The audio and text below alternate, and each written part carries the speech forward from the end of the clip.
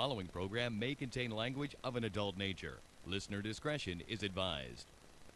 Views and opinions expressed on the following program are those of the hosts and guests, and not necessarily those of the staff or management of alltalkradio.net. Hey, yo, check this out. This is Flavor Flav, and you are watching Dontae's Boxing Nation, baby. Welcome to Dontae's Boxing Nation show here on alltalkradio.net. Now here's your host, Dontae. What's going on, guys? alltalkradio.net, boxingtalk.com, and welcome to the Dontae's Boxing Nation show. I am your host, Dontae. We got a great show for you guys, as always. Let me first go ahead and introduce my guests online with me. First of all, we have Egoswolrd. Yo. All right, and we also have Arab King. What's up, everybody? AK in the house. And we have a real special guest for you guys. Last but not least, Mr. Mauricio Herrera is on the phone with us. Hey. Welcome to the show, man. Hey, what's up? What's up? Thank you. What's going on? No problem, man. Thanks. I appreciate you jumping on the show with us, man. We got a lot to talk about. Mauricio, let's go ahead and jump right into it. You have a really big fight, man, against the undefeated prospect, Jose Benavidez, at the Cosmopolitan Hotel out here in Las Vegas, December 13th. So the first thing I want to ask you, Herrera, is was this the first opponent that was offered to you? The first opponent, I think it was. Okay. Yeah, because we're originally gonna fight on the Canelo card. I guess he got injured and pulled out, and it was a pay-per-view undercard, and they offered. I guess they had Zeb Judah. They were offering me Zeb Judah and Soto. What his name? Soto, which is P. John Molina. Yeah. The Sorita Soto, but they were in negotiations with that, and then since that all fell through, they came up with this HBO card, and working with Top Rank again, and I think Benavidez was one of the first names that they threw at me. So we took it. It was a tough fight. HBO, I guess, has to prove these fights, and they wanted that match. So yeah, absolutely. Here we go again, another tough fight. And Benavidez has a big fight, and not only me. I'm sorry, you broke up. Say that one more time, that last part. Oh, I said, but Benavidez is going to have a big fight. Yeah, finally, you're right. Well, I was about to get into that. You're right. This is way more of a step up for him than it is for you. You've already been there, done that. I mean, speaking of that, Herrera, like I said, yeah, he's extremely talented. I mean, he has a great amateur pedigree. The natural perception would be Bob Arum would protect this guy, and he would, try to groom him to be the next superstar on his roster. Are you surprised that they allowed him to take this fight against someone like you so early? Yeah, a little bit, but then, I don't know, maybe he was protecting him too much and finally just wants to throw him in there and see what he has, Then I hear he has hand problems. Who knows what the promoter's thinking. Maybe he wants to give me time for him to step up and maybe see something. But whatever they see, it's going to be a tough fight either way. Yeah, it's definitely going to be a good fight, a tough fight. Go ahead. You guys want to add something onto that? Ego, AK? Yeah, Herrera, have you seen Jose fight? Are you familiar with him? Yeah, I've seen him fight before. I got the call to fight him. And watching him and sparring, on YouTube videos and stuff. And I liked his style. I liked the way he fought. I always thought I liked the guy before I was gonna fight him, and thought he had some good skills and he was on his way up. I never thought I was gonna fight him, and he's not this soon. But then I watched some more fights. I found out I was gonna fight him, and he looks good. I mean, he's young. He looks like he's patient. He does his thing, keeps his distance, and he looks like an all-around fighter. Smart. Yeah. Well, Jose is very talented. He could box, but one thing that I see in his game is that he can't fight on the inside, and I've seen that in one fight of his. He seems that he don't have no inside game. So, are you looking forward to explore that? If you have to make it an inside fight instead of a boxing match. Oh yeah, I'm gonna have to get on the inside on him. I've seen that too, as well. He fought. I think the only 8-rounder he went was with Pavel Miranda, A guy that I think rocked him in like the 8th round. The same guy is the guy that I stopped around my 7th fight. So I see that. I seen, his chin wasn't too well. Don't know what that was about. But I think he still has to be tested. But overall, what I see so far, he's a good guy. He fights good, but he doesn't have too much inside work. He does like to box, but I think whether we box him or we go inside, however we're gonna do it. But I think we're gonna figure him out. Yeah. So you think you could knock? Go ahead, Eagle. Oh, my bad. Mauricio, what is it about you and your mentality where you're always taking on tough fights? You fought Kareem Mayfield when he was undefeated. You fought Danny Garcia, who's undefeated. And now you're, like Dontae said, you're facing an up-and-coming rising prospect who has been looking good in recent memory. You had Johan Perez, just tough fights. So what is it about you that's taking on these tough fights, Mike Alvarado and Ruslan, fights like that? Well, I just, I love boxing, and I always watch tough fights. I like the old school boxing. I always watched a lot of fights, and, I myself like to see good fights, and the old fights were always great. So I know they always fought the best, and I kind of go with that. Just never took the easy way, never got any easy opponents, and just being when I started, at 27, I wanted to take on the best right away and wanted to test, see what I have. I had wasted enough time already. And I felt I was just as good as all the fighters, coming up. And I just took a lot of risks, I wanted to see where I was at, and that kind of stuck with me. It didn't matter who it was. I was just confident. I know when I go in there, I know what I'm going to do. I don't think. I just go and do it. And I wasn't afraid of anybody. So I'll take on anybody. The fans are the ones that win, Mm-hmm. And what was your and what was your take on Jose Benavidez's demeanor? Is he taking this personal? Is he cordial? Is it just business? When you met him, what was his demeanor? It seems, he's like Danny Garcia. They're both young, in their 20s, early 20s. So it's like they seem like they could take things personal. I think that's where they mess up. It's a mental thing, in boxing, and usually a young mind like theirs could easily get frustrated in the ring. Mm-hmm. And I seen that in the press. Just the way he looked at me and a little smirk or laugh. Same thing what Danny did. He's a young, strong lion. They're going to go in there confident, but it's all mental when you get in there, especially in the late rounds where he hasn't been. That's where he's really going to get tested. But right off the bat, he's going to be strong, in his mind. Everything's going to be there, but we're going to test him in the late rounds, see where his mind's at. Yeah. And this is a 12-rounder fight, is it? Yes. Wow, that's deep waters. So 12 long rounds. That is. Because he's only been 8. That's the maximum he went. So you don't think a knockout is out of the equation because, he got rocked before once, the fight that you was talking about. And he was hurt really bad. If there was one more round, I think the guy could have probably took him out of there. Yeah, it was last second that he got saved. But, yeah, so, it doesn't, even me not being a hard puncher, but depends. If a guy doesn't have that much chin, I will become all of a sudden a hard puncher.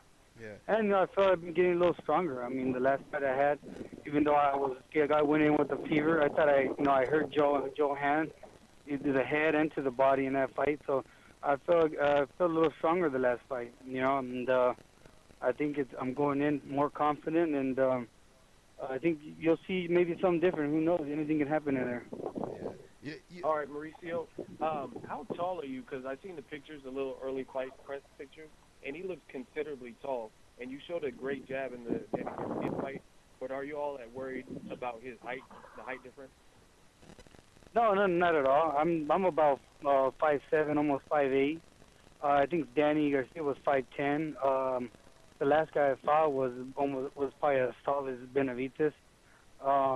I didn't use the jab too much in that fight, only because I didn't need it. The guy was just open for lead rights.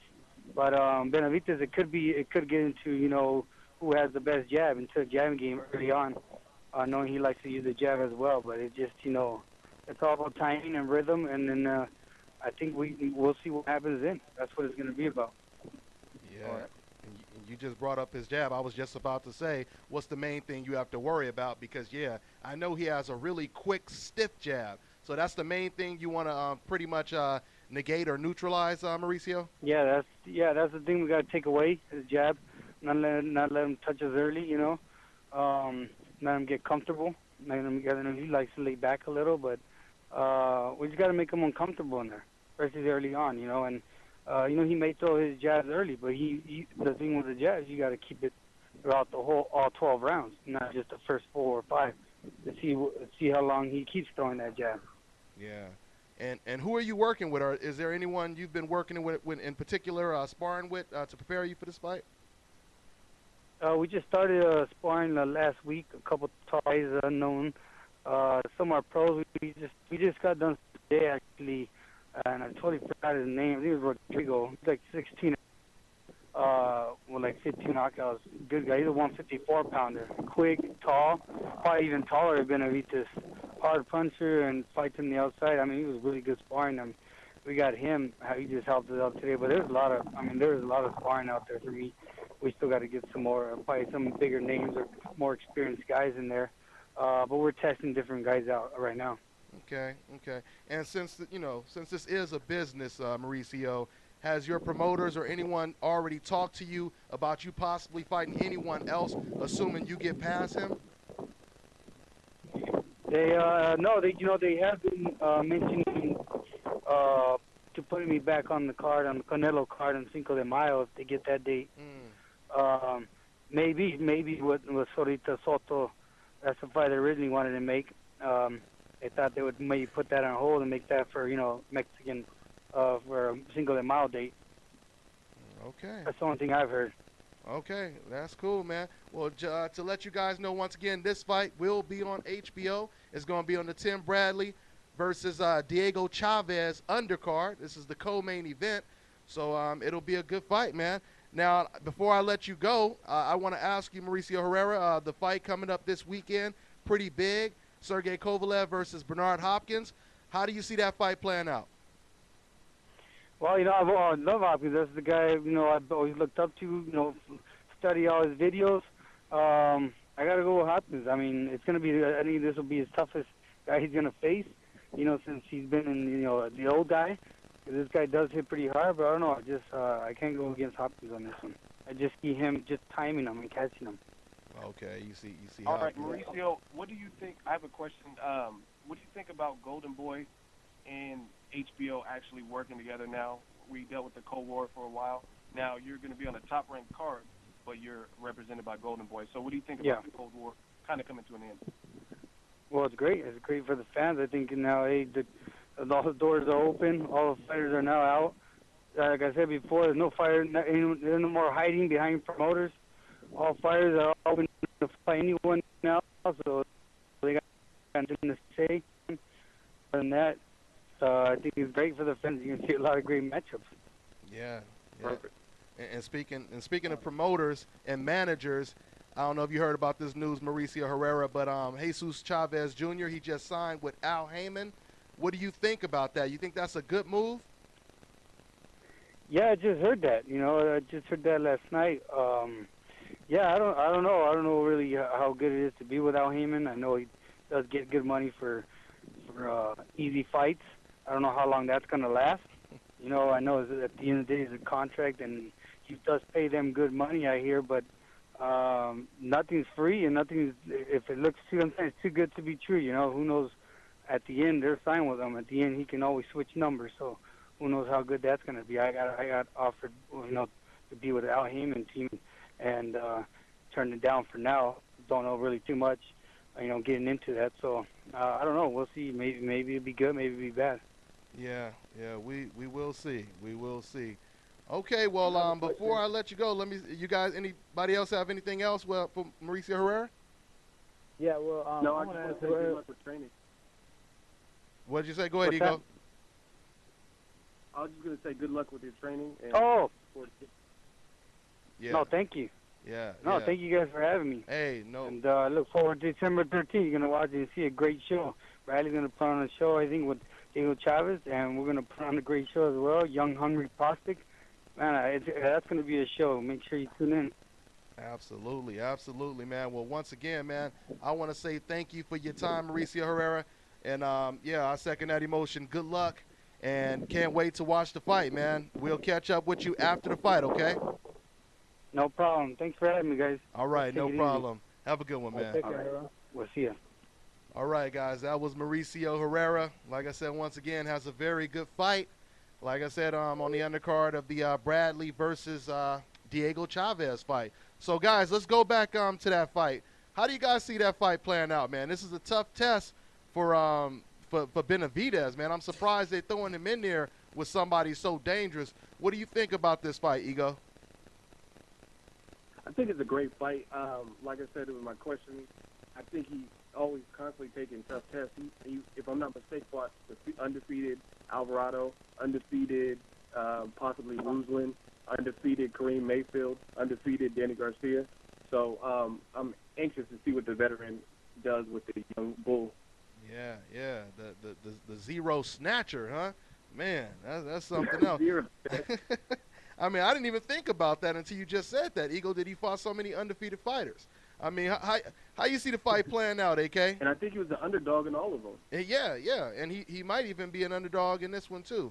But me personally, well, I'll ask you first, AK. What do you think about this fight, man?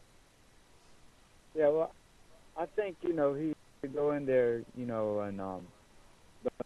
go in there and make it an inside fight. Because clearly Jose has, way more reach and height.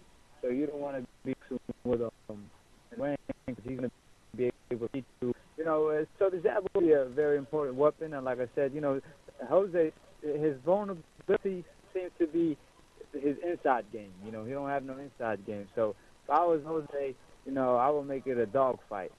Mm-hmm. But, you got to give Jose respect. Herrera, because he keeps fighting undefeated fighters. And you could say he's the number one guy at 140 at this point because he beat Danny Garcia. Mm-hmm. Yeah, I mean, I'm thinking maybe we should get some, I don't know, we'll do predictions yet, but I will say that I'm going to just straight out say it. I think Mauricio Herrera is going to upset Jose Benavidez, man. It's hard for me to see Benavidez going 12 rounds for the first time against a very durable fighter who's slick, and he has a great jab. And just like Mauricio Herrera said, he kind of looks up to Bernard Hopkins. He has a style kind of similar to Bernard Hopkins. He likes to smother you on the inside. He has, like I said, a great jab. This is a very difficult fight for Jose Benavidez, so we'll see, man. We will see. And speaking of difficult fights for undefeated prospects coming up, the Saddam Ali fight against Luis Abregu. I think that's another very tough fight for an undefeated fighter coming up. I mean, what do you think about that, AK? Yeah, that's a tough fight, and Abrego is a very hard puncher with sneaky power. That right hand don't look that strong, but he knocks people out with it. Mm-hmm. And, Saddam Ali seemed, his last couple fights, he kind of seemed to be vulnerable for that shot. So he really has to be careful with Abrego and has to box, because he could box. So if he could just play the counter-puncher role and catch Abrego every time he can, and, he probably could stop Abrego if he catch him with the right shot, but also Abrego has the power to knock him out. So this is a huge step-up fight because I know Saddam Ali's ranked like number 80 at welterweight, and Abrego is on the top 10. So if he's able to pull this off, he'd be a serious contender at the welterweight division. No doubt about it. I mean, do you think he's being rushed, Ego? You think this was a good move for Saddam to take a fight like this against Abregu, or what? In my opinion, I think at this point that's a huge step up, But all the fighters, have to make that step up, And so I felt like it had to be, Abrego is better than a Keith Thurman step up. So I think it's a good fight as long as he boxes, and I think he could pull it off if he boxes and fights smart. Definitely. And actually that question was for Ego, but it's all good. We can always get extra input. So, Ego, what you think? It's the same question. No, it's all good. Same question, Ego. I mean, I really like the fight. It's replacing the James Kirkland-Gabriel Auto fight because Kirkland pulled out. So it's a good substitute. And the thing I like about the fight is just good competitive matchups. Abregu's a veteran coming off of a little bit of a layoff. I think he had maybe an injury or something. But the thing I like about it is there's a lot of variables. You could say, like A. King said, this is a huge step up for him. That's a big step up in terms of competition. And then you look at the Bregu, he lost to Tim Bradley. There's no real change. I don't just look at losses nowadays in boxing. I look at who he lost to. He lost to a quality fighter like Timothy Bradley. So it's not anything to be ashamed about. You know what I mean? And he's performed on a high level. He's brought in to get upset by Thomas DeLore, who was the prospect at the time, and they're saying he's the next Miguel Cotto, and he ended up stopping, having a corner stoppage. So it's a big step up for Ali, especially on that kind of platform, on a card like Bernard Hopkins, Sergey Kovalev, which happens to be one of the best fights for the remainder of the year. It's going to be interesting to see if he can pull it off and get it together in front of that type of pressure. Yeah, these are the type of fights that make me love boxing, because you have an undefeated fighter. We really don't know how good these fighters are until they step up and fight real competition.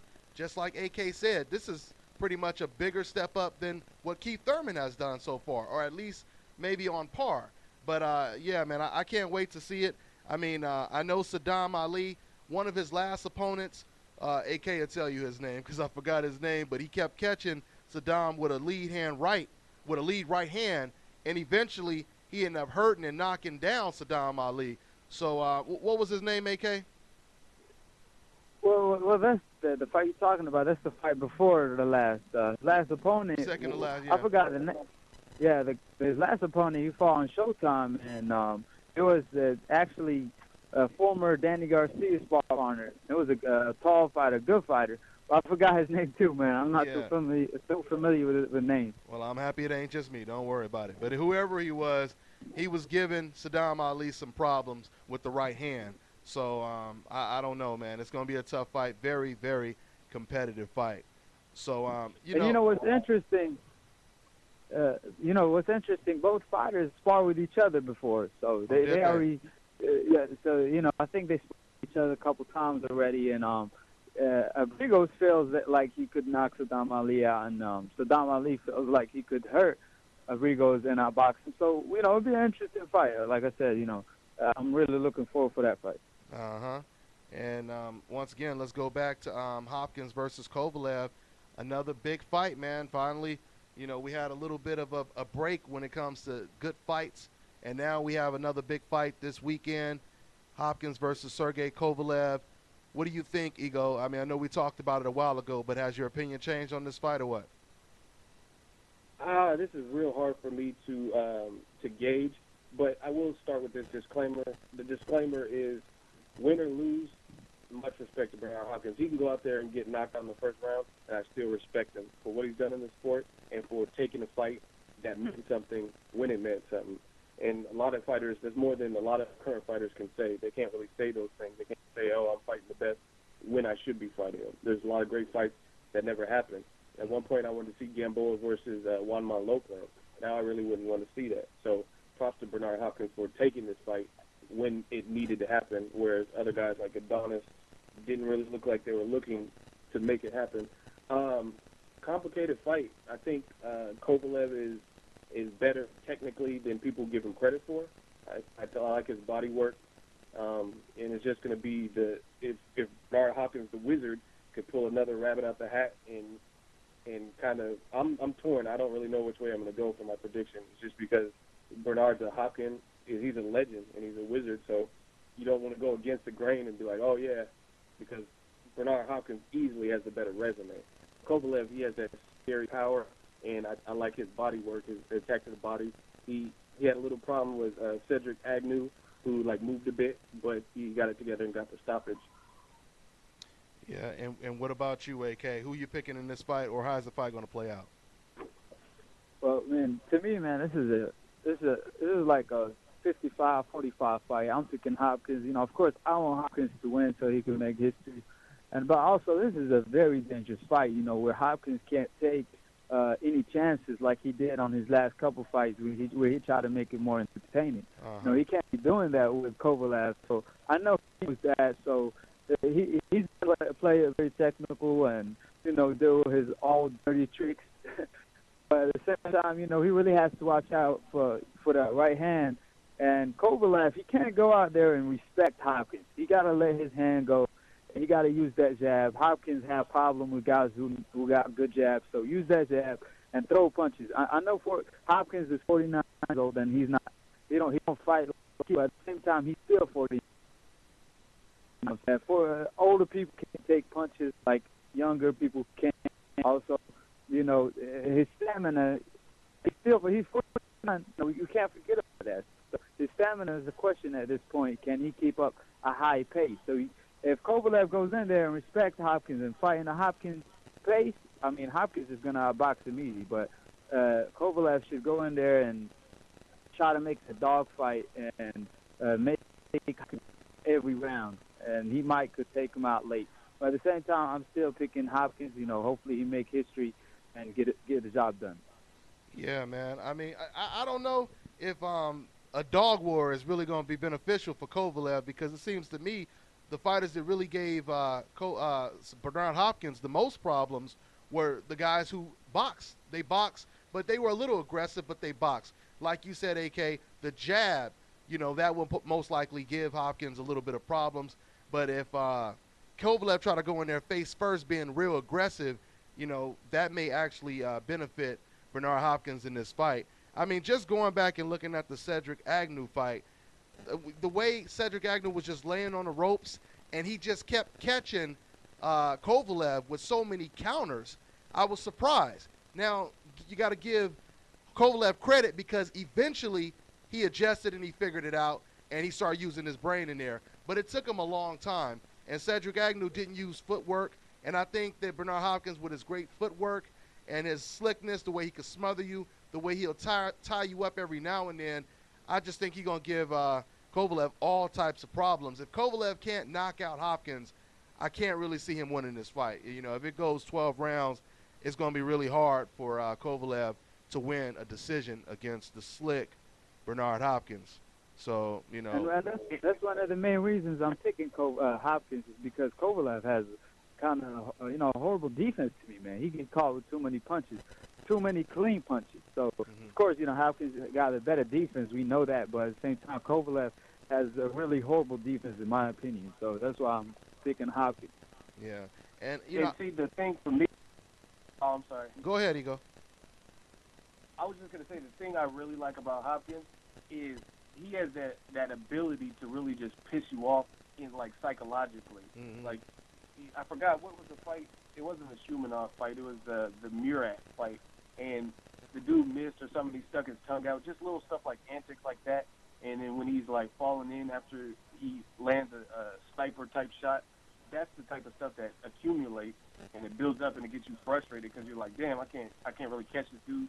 DeVore's Cloud looked really frustrated midway through the fight with Bernard Hopkins. And then if he gets in that type of rhythm, it's going to be a wrap for Kovalev. It's just going to be more or less kind of like those early going 50-year-old body getting punched by a big puncher and stuff. Yeah, he gets in your head psychologically, Bernard Hopkins does. And I was real impressed as well when Hopkins fought against Shumanov, because Shumanov, he surprised a lot of people. A lot of people thought that Shumanov was just going to go in there and bum rush him, like AK was just saying Kovalev should do. A lot of people thought he was going to do that. But Shumanov, he surprised people by basically trying to outbox Bernard Hopkins. And that's what impressed me with Hopkins, is because Hopkins, he adjusted. He adjusted to Shumanov trying to outbox him, and Hopkins, he still outslicked, and he outfought, and he outsmarted Shumanov. So, yeah, man, it's going to be a very interesting fight. The power that Kovalev has, the natural size that he has is, of course, the biggest factor. If Bernard Hopkins could get past this young lion, man, oh man, that says a whole lot about Bernard Hopkins' legacy. He's beyond the damn alien, I'll tell you that. Hey, Dontae, I got a question for you. Huh? If Hopkins pulls this off and beats Sergey Kovalev, a champion in his division, at 50 years old, where does he go on your pound-for-pound list? Do you have Andre Ward on it? Do you replace Ward? Man, that's a real good question, man. Ooh, that's a real good question. You know what? I don't know, man. I would just put him in the top 3 for now. But now I would say top 3, top 4. But see, this is the thing, though, Ego. Even though Hopkins, he is, beating these type of opponents, at the same time, we know he still does have problems with certain types of styles, like like the more of the boxer styles. He has a problem with them. So I mean, I would put him in the top 4. I don't know if I would put him over Andre Ward, simply because I think Andre Ward would beat him. And Guillermo Rigo, I just don't see anybody beating Rigo, no matter what their style is right now. So I would probably put him somewhere in the top 4. I mean, that's how I would have it. What about you, AK? Yeah, I mean, great question. And people talking about, if Hopkins goes and beat Kovalev and Stevenson, will he be number 1 pound for pound? The reason he can't be number 1 pound for pound is because to be the number 1 pound for pound, you gotta. If I put you in any division, can you be number 1 at that division? Yeah. No matter what. But we all could agree that if Hopkins and Floyd were the same division, Floyd will win. And Dontae said, Andre Ward will be Hopkins, so you can't really put him over Andre. Andre Ward. Yeah. And Rigondeaux, if they were the same division, Rigondeaux will beat him. So I will say, number 4 pound for pound. I agree with Dontae. And the reason behind that is because Rigondeaux, Andre Ward, and Floyd Mayweather, if you match them up skill-wise against Hopkins, they will come on top. So that's why I can't put Hopkins above them. Yeah. But he will hold the number 4 spot. Yeah, and it's not even just, matching them, which that's a great way to look at it too. But you got to look at it as matching them up against each other.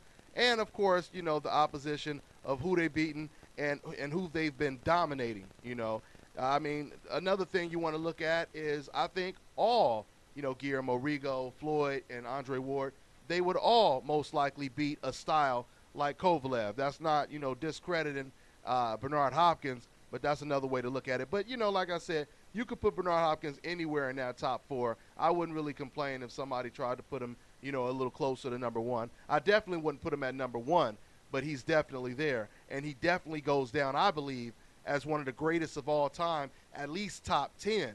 Maybe we could put him somewhere in there, or maybe, I don't know, maybe top 15. But if he beats Kovalev and he dominates Kovalev, that would be very impressive. That would be very impressive. So. What about you, though? What do you think? Man, if he like Dontae just said, if he dominates Kovalev, and I'm a Bay Area dude, so I love Andre Ward and what he's done and skill set. I would probably move Andre Ward down a notch just to fit Bernard Hopkins. Because if you talk about legacy, I mean, the dude's resume is stacked. You got Oscar De La Hoya, he has fights with me. People that don't even fight anymore, and he's still fighting. Chad Johnson when he was bad, Chad. So, I mean, based on the inactivity with Ward, I would move, depending the performance, of course, with Kovalev. If he beat him impressively, like Dontae just said, then I would replace Ward for sure, just because of the inactivity. And, Ward's last fight was Edwin Rodriguez. So I think Rodriguez is a solid guy. He's undefeated, but I think Kovalev he's scarier per his division. You know what I mean? Like, Kovalev is supposed to be the big bad wolf, the boogeyman at his division, versus Edwin Rodriguez was a good, solid fighter, but he wasn't necessarily the boogeyman at 168. So I would replace him, but you can make a strong argument anyway, but as long as he's up there somewhere. Yeah. I agree. Yeah, I agree. Yeah, I mean, I agree with the fact that, if you're talking about current pound for pound list, Andre Ward is not being active, so you're gonna have to replace him with somebody because he's not active. But I mean, if Andre Ward is active and he's fighting top fighters, of course we will pick Andre Ward because Hopkins already stated that he don't want no part of Andre Ward. You know, so I agree with the fact if you're talking about current pound for pound, yeah, you could of course you could go ahead and replace him if he dominates Kovalev. Yeah. Like if Andre Ward were to fight Andre Durrell, then we have, like, if Kovalev loses to Hopkins and Ward were to beat Andre Durrell or Anthony Durrell, then that's going to make it tougher. But just based on inactivity and his absence and stuff, legal troubles, Bernard Hopkins just being active, fighting more, and fighting Shumanov, who was undefeated, Kovalev, who's undefeated, and a threat, I'd have to move Ward.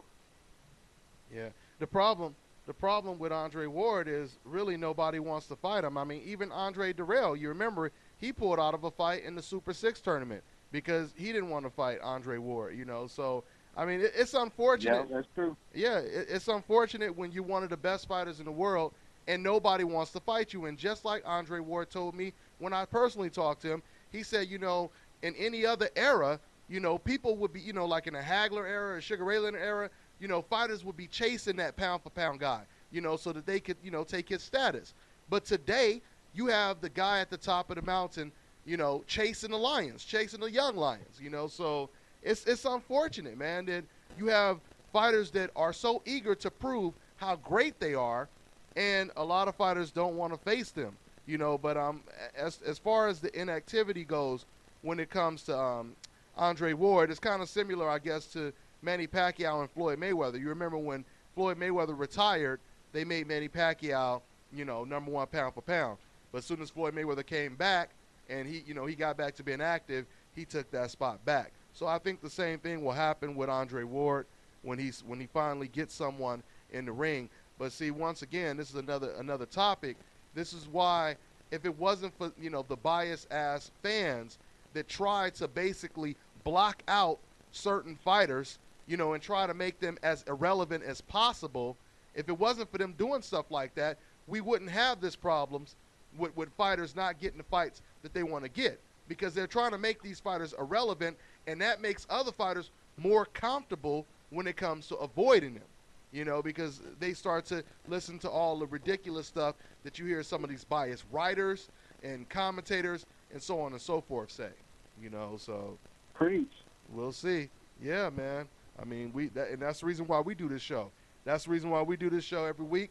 That's the reason why we all do videos, so we could try to get the word out, get the truth out, you know. So yeah, man. Yeah. But anyway, let's talk about Golovkin, guys. So Golovkin, he's going to be fighting against Martin Murray February 21st.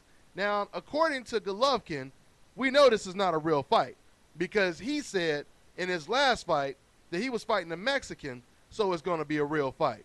So this is not a Mexican guy that he's fighting. So, I mean, what do you think about this, AK? Is this a real fight, man? I mean, what do you think, man? I mean, I'll tell you this, man. I think this is his toughest fight to date. I mean, I think Murray is going to be his toughest opponent today. I'm not saying Murray going to beat him. I'm just saying it's going to be his toughest. So, I mean, he's probably going to stop Murray late. You know, I'd be impressed if he just goes in there and kill Murray. You know what I'm saying? Like, he makes it, you know, look easy. But at the same time, you know, it's not one of the fights that I was, you know, I'm mostly looking forward to. I would like, you know, Golovkin versus Canelo or Cotto more, but, you know, at the same time, they're going to be fighting each other in May. So, you know, I think it's going to be a good fight, you know, and I got Golovkin on that one. Yeah. So you agree with that, Ego? Is this his toughest fight against Martin Murray? I would say it's like a solid B plus maybe. It's not like an A-list fight. It's not a fight that I'm just, like A. King said, like I'm just jumping up for joy, like, oh, they're fighting. Like, if they made Canelo Cotto, that's a fight that I would really be happy for. Nicholas Walters versus any of the real top guys like Lomachenko, that's a fight I would be jumping up for joy with. Fights like that, you know what I mean, Pacquiao, Mayweather, anything like that that just has, like, epic written all over it.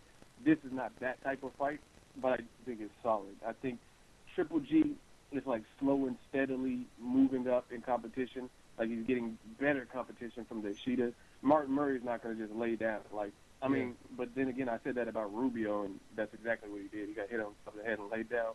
So I don't think, from what I've seen, Martin Murray just looks like a tough dude. So it's a tough fight, and I can't gripe too much just because Triple G is fighting 3 to 4 times a year. I just don't want to see this type of fight.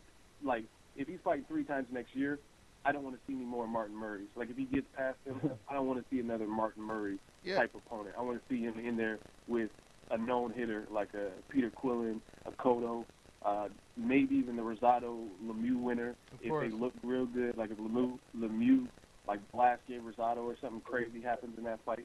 but it just has to be a top-level guy. Andre Ward, anybody top-level, Chavez Jr., anybody with a big name, so to speak, that's going to take him to the next, skyrocket his career, basically. Martin Murray, I don't think would skyrocket his career. People would respect him, but I want to see him take on a test that would make you shake your head and be like, okay, this dude's the truth. That's what I want to see. Yeah, and I agree. I do believe that this is probably his toughest competition. It doesn't mean it's a great opponent, but this, is a better opponent than Rubio, of course, and even what was his name, Adama. No doubt about that. It's a step up from that. But see, I was given, about a couple months ago, I was giving Golovkin a lot of credit when he was fighting against Curtis Stevens, when he was fighting against fighters before that, because there was a time where I was saying Sergio Martinez is avoiding Golovkin, and, he needs to fight him. We need this fight to happen. Sergio Martinez, he never wanted to fight Golovkin. Now Golovkin has, came so far that now we should start to see him fighting, a fighter who's completely on his level. He needs to be fighting an opponent to where we really have to say, I don't know who's going to win this fight. Kind of like even like the Walters versus Donaire, which is the reason why I said that should have been the main event, because that was a 50-50 fight.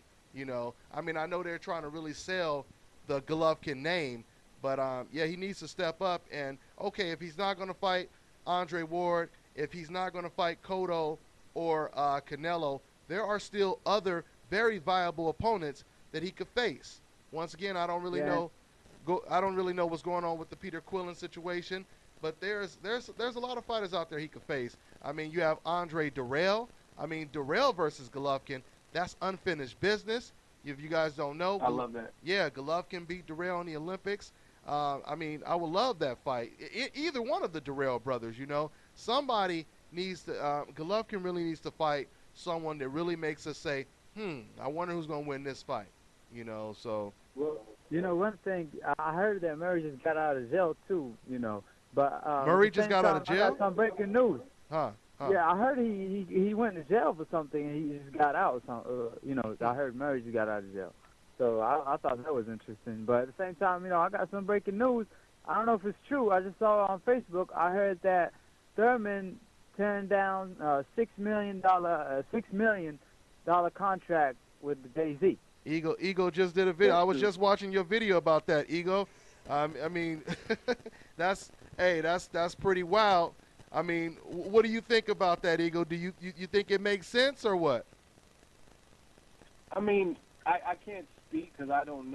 I know the offer. It's on ESPN, so I can't say it's a bad decision per se because I haven't seen what Al Heyman has. But at the moment, it's looking like it's something you probably should have considered if you could, because Keith Thurman hasn't been elevated. The fans love him, and I like him as a fighter, but he hasn't been elevated to a superstar.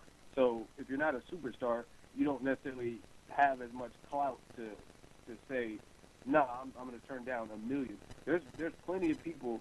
I guarantee you, I could put money on it for anyone who doubts me, but Nicholas Walters didn't get $1 million for fighting Nonito Donaire, and he looks spectacular. Mm-hmm. You know what I'm saying? Mm-hmm. Rigondeaux didn't get $1 million for fighting Donaire, and he whooped his ass. So it's like there's a lot of people. Chris Algieri is fighting Pacquiao, who's like a top earner in the sport, and he's probably getting like $1.5 million. So Mm-hmm. Keith Thurman not being like fighting like Mayweather or Pacquiao for whatever reason, that's a lot of money to turn away from. You know what I mean? $1 million paycheck, 1.5, 2 million. A lot of people aren't getting that type of money. So yeah, in my opinion, go ahead, Ego. We got 2 minutes. Go ahead, Ego. AK. That's a dumbass. Yeah, in my opinion, that's a dumbass move, man. Come on, he's making not even probably $500,000 every fight. You're gonna turn down $6 million unless it's for 5 years, like a contract for 5 years.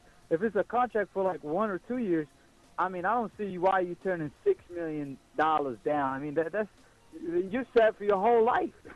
That's a huge mistake in my opinion, because he's not getting paid that much anyway. He's not getting paid $1 million a fight. So how you gonna turn down $6 million contract? If it's for 2 years, then after 2 years you can renew contract and get even more money. So that's a good that was point. just a dumb move in my opinion. That's a good point. We got 1 minute left, but let me go ahead and give my take. First things first, I mean, we got it. First of all, we have to get all the detail because we really don't know all the detail yet. We don't really know how much Al Haymon is paying Keith Thurman. And one thing we do know is Keith Thurman, he must be very loyal to Al Haymon. Not too many fighters have been in a hurry to leave Al Haymon yet, you know. So, I mean, we really don't know exactly what the details are.